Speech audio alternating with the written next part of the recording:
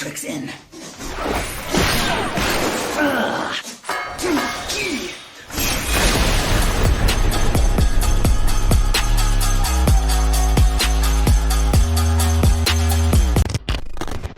Hey everyone, welcome back in for another ninja guide. In this one, I plan to make this video short, or at least I aim to, and the whole idea behind this video is to tell you guys quick tips that's gonna help you with ninja without going too much into detail in how to actually play in depthly. If you want more in-depth stuff with full rotation and full everything and all the information that you're looking for, description below, you can click on that ninja guide link. It is up to date for patch 6.2 if you want to dive deep. For this video, we're going to go through tips and we're going to just explain what every ninja needs to know. One of our first tips here is to set up Sutan ninjutsu when trick hits 20 seconds or below 20 seconds after the opener. When you set up Sutan and your trick attack is below 20 seconds, you're lining it up so that you can fit multiple Raitons inside your trick window or mug window. You double weave them basically.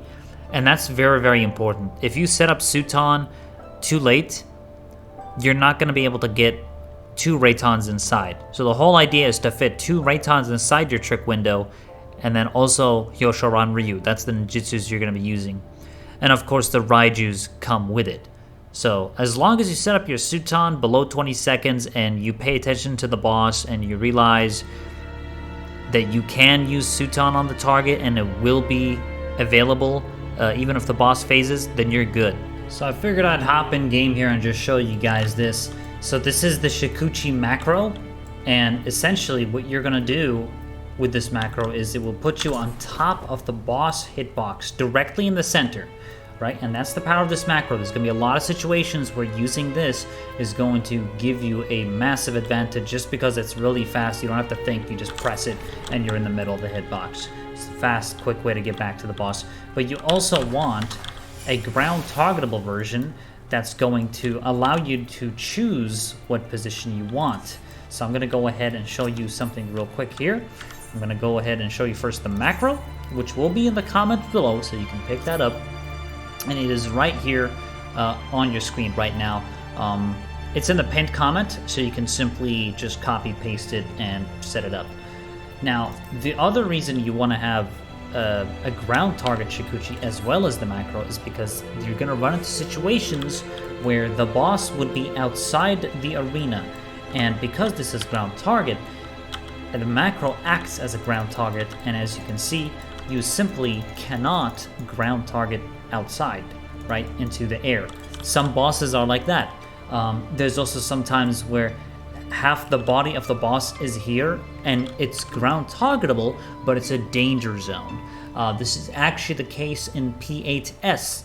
In P8S during the Centaur, the arena, the boss hitbox is in the center of the wall of the arena, so you don't want to do that. You want to use ground target Shukuchi. The best tip I can give you for Shukuchi ground targeting to make it very easy to use is go to character configuration, go to target, and here you'll see that under target, you go to ground targeting settings and you press limit ring movement to targeting range and press action twice to execute. What these two options will do is they'll basically enable you to, for one, cast much faster Shukuchi, 1,000 times faster, because if you use left click, it's a lot slower. If you double tap it, you don't even have to think. You just do it. You just press it twice. Look at that. It's instant. It's literally, you can see, you can hear me tapping my keyboard, right? You see how fast this is? It's instant. It's better than aiming with your, it's better than pressing left click. Like, in my opinion, having one button basically just instantly blink you is a much better option and will up your game with Shukuchi beyond what you could possibly think. Like, it's insane. You can also use it to anti-knockback. This is another tip I can give with Shukuchi. And I'm actually going to roll the clip in P8S where you can see that for yourself. You will know my rage. Towards. Yeah.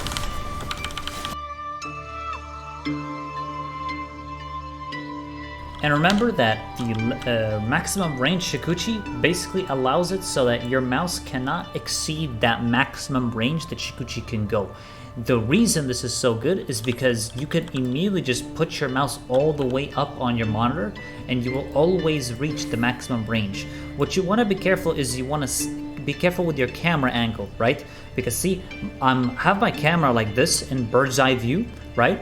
And when you put your mouse all the way to the top or all the way to the edges of the screen, it's actually not the maximum range. So you want to align your camera down a little bit, right? And now you're at the maximum range. So remember, if you're dodging mechanics or moving like this, you have to move your camera down so you can go to the maximum range. If you're playing like this the whole time, bird's eye view, you're not going to be able to utilize Shukuchi. This is actually very important.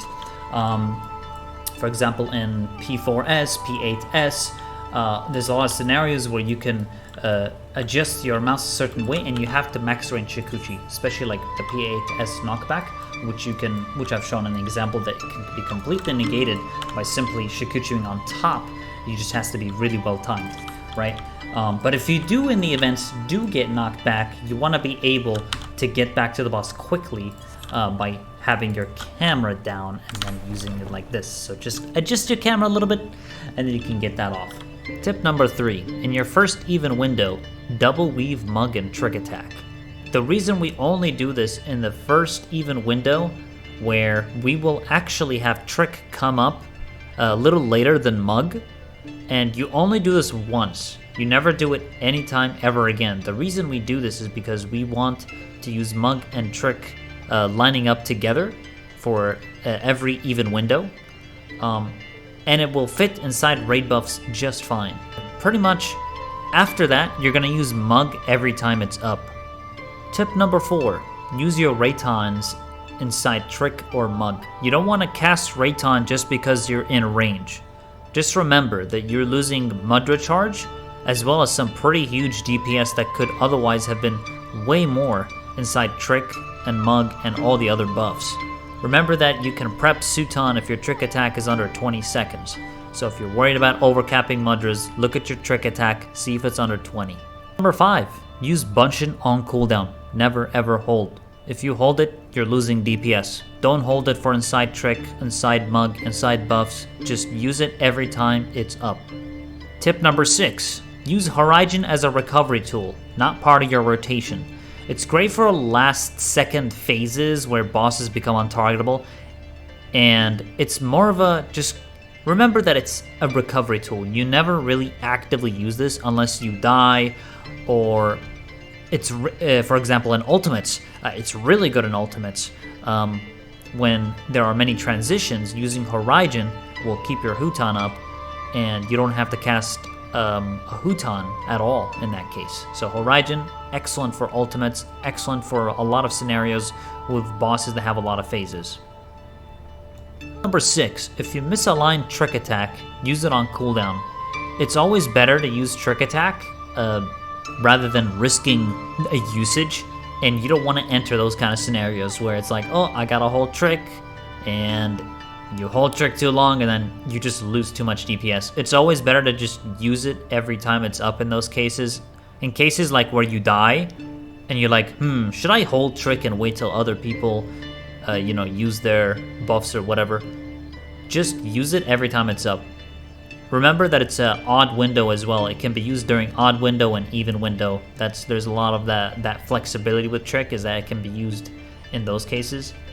Just use it every time it's up, and then you're pretty much set. For tip number 8, if the conditions are the following: if you're inside a burst window and you have Bunshin stacks, you would use Raiju over Raiton, and you would use Alion's Edge over Kamaitachi. Now, you would use Alion's Edge if you're actually with the last GCD available to actually use the buff window. So you're not going to build up towards Allion while inside the buff window. You would build it up beforehand so that you would Kamaitachi, Trick, and then Alion's Edge. Phantom Kamaitachi is basically considered pet potency, and it does basically less damage than regular potency. So in the opener, this is why we use Kamaitachi before Alion's Edge.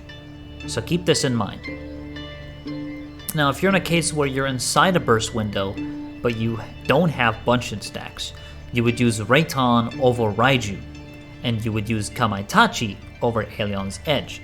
So in this case where we don't have Bunshin stacks, you would use Kamaitachi over Alion, and that will yield you higher DPS. This is a simple little priority system that you can use, whether you're under Bunshin or outside of Bunshin. It will yield you higher DPS. So keep this in mind and use it in your games, and you'll do fantastic. Another tip here that we can give is when doing the opener for ninja rotation, you would late weave trick. There is a very specific reason behind this, and the reason being is that you want to use it so it lines up with Mug. That's why you late weave it as long as you possibly can. Usually after half GCD. If you can't do that, then just use it off cool. Just use it every time it's up. But if you can late weave it, go for it. It will line up with Mug a lot better this way, and then you can double weave after Alion's Edge in the first even window. So I'd like to thank you all very much for watching this video. I appreciate all of you guys. Thank you so much for the support. And once again, if you guys want to see the full ninja guide that goes a lot more into detail, check out the description down below.